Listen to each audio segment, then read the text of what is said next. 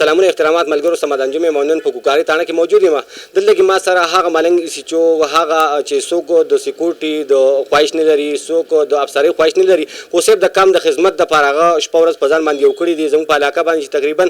که چرسو که پوډرو که شرابو که فحاشۍ ساړې د هغې د ختمولو کې د سچو احمد نثار صاحب ډېر غټ لاس دی سچو احمد نثار صاحب را سره موجود دی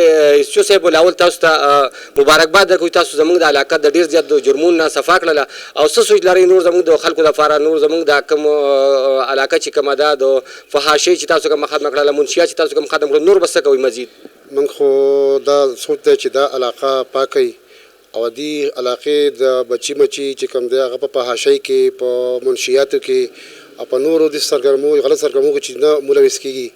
موږ دا سوچ دی چې دا خلک پاکو دا علاقه پاکه کړو چې ګندګي ته هم نه راځي پوډر موډر څوک نه خرڅوي چرس نه خرڅوي او دې ترقیو کې په مخ په بره لاړ شي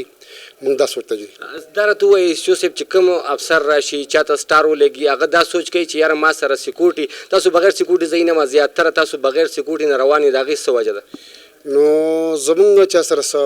دښمني نشته انشاءالله الحمدلله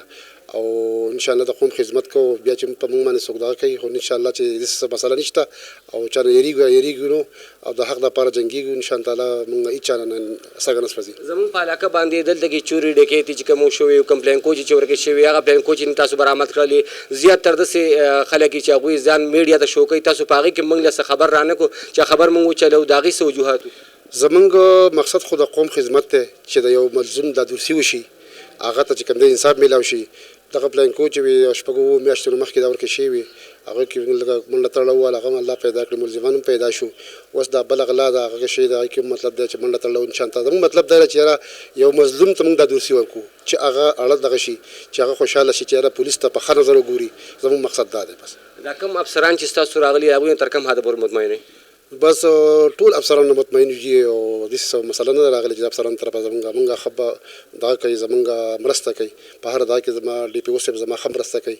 او ښه شاته مې ولاړ دی ښه مضبوطو او نور افسران مو ولاړ ډي سي پي صاحب هم نو هېڅ مسله موږ ته نشته سر زموږ چې کوم کتونکي د هغوی ته اخري څه پیغام ورکوئ زه د هغو ته دا پیغام ورکوم چې دا علاقه دې صفایي دلته دې پوډر نه وي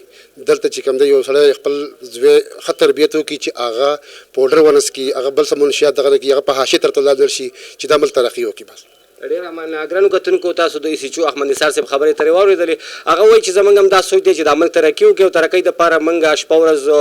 په ډیوټۍ باندې یو د هغې غټه وجه هم دا چې زموږ علاقه مخ په بره لاړ شي پرمختګ وکړي تر راتلونکي پروګرام پورې خپل ورور سمدان جون له اجازه راکوي په لوی الله مو سپارم د الله په امان